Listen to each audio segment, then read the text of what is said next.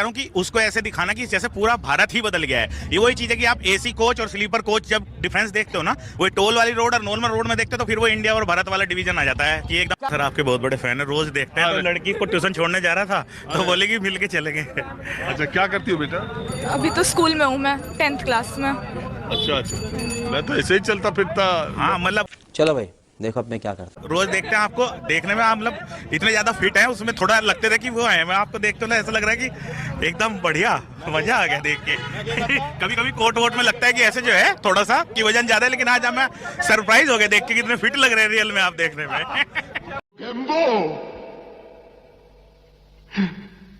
खुश हुआ।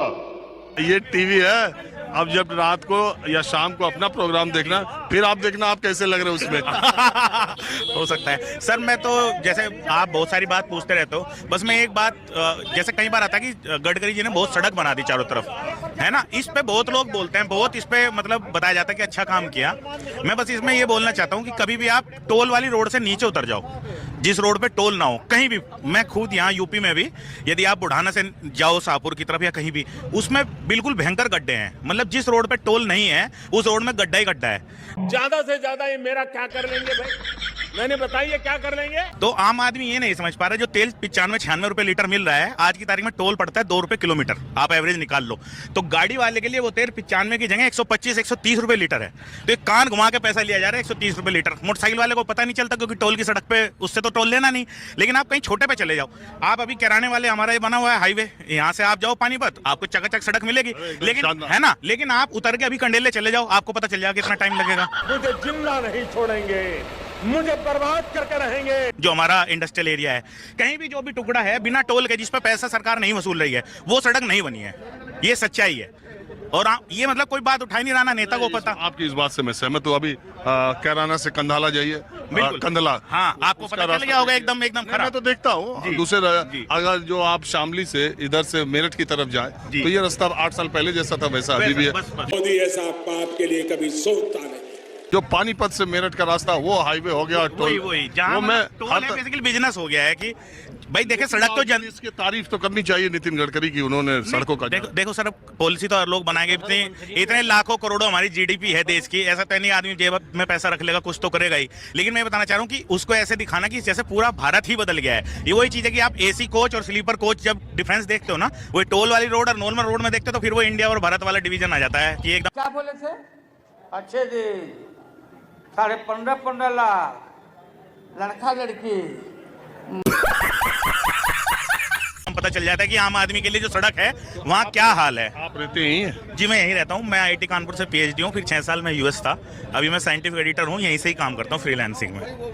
और आप यकीन नहीं मानोगे, अपना यदि मैं एजुकेशन का आपको बताऊँ, मैंने पहले बी फार्मा किया 4 साल का, जो दवा का कोर्स होता है। उसके बाद मैंने आईआईटी कानपुर से पीएचडी की, मल्टीडिसिप्लिनरी डिपार्टमेंट था। अब गवर्नमेंट की पॉलिसी देखे, बोलते हैं कि मल्टी डिसिप्लिन में जाओ, वहाँ फार्मेसी का लड़का भी आ सकता है, इंजीनियरिंग से भी आ सकता है, डॉक्टरी से भी आ सकता है, बायोटेक करवा दिया। लेकिन जब आप फैकल्टी पोजीशन के लिए आप अप्लाई करते हो तो बोलते हैं एमएससी दिखाओ। अब देखिए, जब मैं होशियार था तो इसलिए तो मुझे ग्रेजुएशन के बाद डायरेक्ट पीएचडी में उन्होंने ले लिया वहाँ, ठीक है। लेकिन आईआईटी कानपुर में, लेकिन मैं यहाँ किसी भी यूनिवर्सिटी में एलिजिबल ही नहीं हूँ फैकल्टी पोजीशन के लिए, 6 साल यूएस में पोस्ट डॉक करने के बाद भी। मेरे दिल में बहुत दर्द है कि मुझे फैकल्टी पोजीशन मिल सके, बोलते हैं एमएससी दिखाओ। अब आप बताइए, जिस आदमी ने पीएचडी कर लिया तो वही बात, 12वीं पास कर ली, 10वीं का मार्कशीट दिखाइए। यदि कोई बच्चा प्रतिभावान था, आपने नियम बनाया कि 8वीं के बाद डायरेक्ट 12वीं कर सकता है, आपने बनाया ना नियम कि ग्रेजुएशन के बाद डायरेक्ट पीएचडी, तो एमएससी मांगने का क्या मतलब।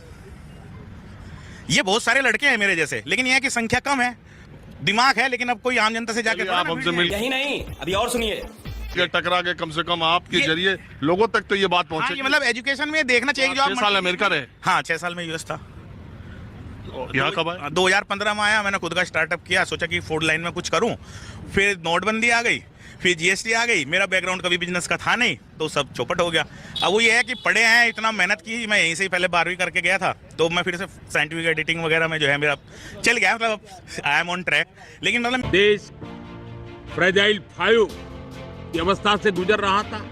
मेरे जैसे बहुत लड़के होंगे, मेरी ये थी जब मैं आया दिली इच्छा कि मैं यहाँ अपने लोगों को नौकरी दूं, काम करूं। लेकिन हकीकत ये है, जो पुराना बिजनेस है, जो जमा हुआ है 20 साल, 25 साल, 30 साल से, वो तो बढ़ते जा रहे हैं। नया आदमी पिछले 10 साल में मैंने नहीं देखा कि कोई नया बिजनेसमैन शामली से खड़ा हुआ हो। हमारे यहाँ हैं कुछ 10-20 लोग हैं जो शामली में, मतलब आप लोकल में आप देखेंगे उनको मिलेंगे आपके 1-2 शोरूम हो गए, 3 शोरूम हो गए, शोरूम 500 गज की जगह 1000 गज में हो गया। लेकिन आपको जो है कोई शामली में यदि कोई बताते 10 आदमी जो पिछले 10 साल में बिजनेस खड़ा किया हो, मैं तो आज मुक्ति का सांस ले रहे हैं। आप कैसा मानते हैं मोदी जी की सरकार के 10 साल का, आप कैसा मानते हैं? देखिए हर आदमी अच्छा काम करता है, ऐसा नहीं है कि भाई वही मैं बोल रहा हूँ ना, इतना सारा पैसा देश का है तो कुछ ना कुछ तो करेंगे, लेकिन पैसा किधर डाइवर्ट है, किस तरह से आप काम कर रहे हैं, इसमें मतलब थोड़ा एडवर्टाइजमेंट बहुत ज्यादा है। यहाँ एक हमें गर्व है कि और इनमें प्रदीप चौधरी में क्या हाल है? वही हमारे हिसाब से तो जो जैन जी ने किया, मैं तो उनका मतलब पिछले 2 बार से उन्हीं को वोट दे रहा था। और आप सोचिए हम भी अपने बच्चों को सिखाएंगे बेटा झूठ नहीं बोलना, और एक दिन मैं रात को उठ के बोल लूं अरे भैया झूठ वोट कुछ नहीं, रोटी कमाना है और चलो, तो ये क्या बोलेगी पापा क्या सिखा रहे थे 10 साल से। अब जैन जी हमें 10 साल से पट्टी पढ़ाए कि बीजेपी गलत है और ऐसे किसानों के खिलाफ है, ये है वो है, और रात बोल दिया, अगले दिन बोल दिए कि भैया इन्हें वोट दे दो। तो लोगों के मन में एक ख्याल बना हुआ है कि जो है सरकार के बारे में हम बोलें या ना बोलें, क्योंकि जो बोलने वाले के ऊपर तो कार्रवाई तुरंत हो जा रही है, क्योंकि सब कुछ जब एक दबाव में संस्था अगर काम करेगी तो लोगों को डर तो बना रहेगा, क्योंकि इसी कारण जो है बहुत सारे लोग हैं जो बोलना नहीं चाहते हैं सरकार के ऊपर जो है कोई भी दबाव नहीं बनाना चाहते हैं, क्योंकि सरकार को ऐसा जो लग रहा है कि हमारे खिलाफ़ जो भी बोलेगा हम उसको दबाएंगे, और सरकार दबाना भी चाहती है। तो इसीलिए कोई भी नागरिक जो कि देख रहा है कि हमारे जो है मोहल्ले में कोई काम नहीं हो रहा है, रोडों का विकास नहीं हो रहा है, लेकिन फिर भी वो बोलना नहीं चाहता है, उसको सिर्फ न्यूज़ चैनलों पर देखकर जो है गोदी मीडिया को देखने के बाद उसको भी ऐसा लग रहा है कि बहुत ज़्यादा जो है काम हो रहा है, सिर्फ चैनलों पर देखकर कि बहुत ज़्यादा हमारे देश का नाम हो रहा है, रोशन हो रहा है, हमारा देश बहुत आगे जा रहा है।